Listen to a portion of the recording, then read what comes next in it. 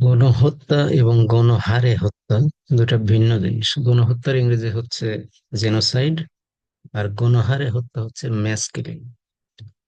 Genocide বা গণহত্যা হচ্ছে যে কোনো একটা জাতি গোষ্ঠী, যেমন ধর্মীয় গোষ্ঠী হইতে পারে, নৃগোষ্ঠী হইতে পারে, যে কোনো জাতি গোষ্ঠীকে নিশ্চিহ্ন করে দেওয়ার আকাঙ্ক্ষা বা অভিপ্রায়ে হত্যা করে, যে একজনও সদস্য থাকবে না ওই গোষ্ঠীর। যেমন বাংলাদেশে মাইনরিটিজ আছে, বিভিন্ন গ্রুপ, বা উম, অনেক অনেক এক্সাম্পল আছে, আমি কারোই নাম বলছি না যে মাইনরিটিস কারা, এরকম আর কি। তো সেই সব গ্রুপের পুরা গ্রুপকে নিঃশেষ করে দেওয়ার অভিপ্রায়ে যে হত্যা চালানো হয় সেটাকে বলে গণহত্যা।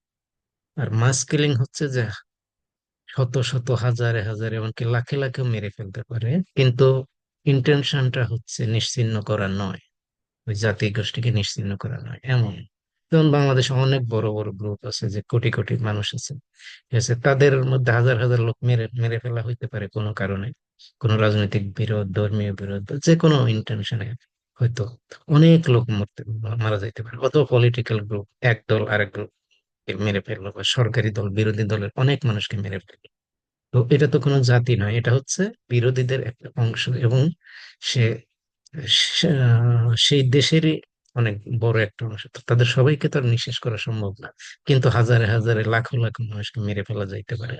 এরকম যদি মানে, সেটাকে বলা হয় মাস কিলিং বা গণহারে হত্যা।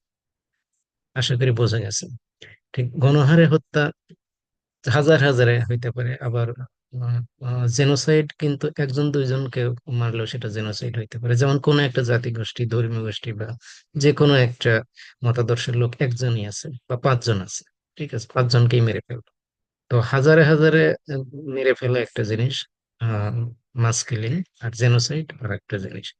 আশা করি বোঝা গেছে। ধন্যবাদ।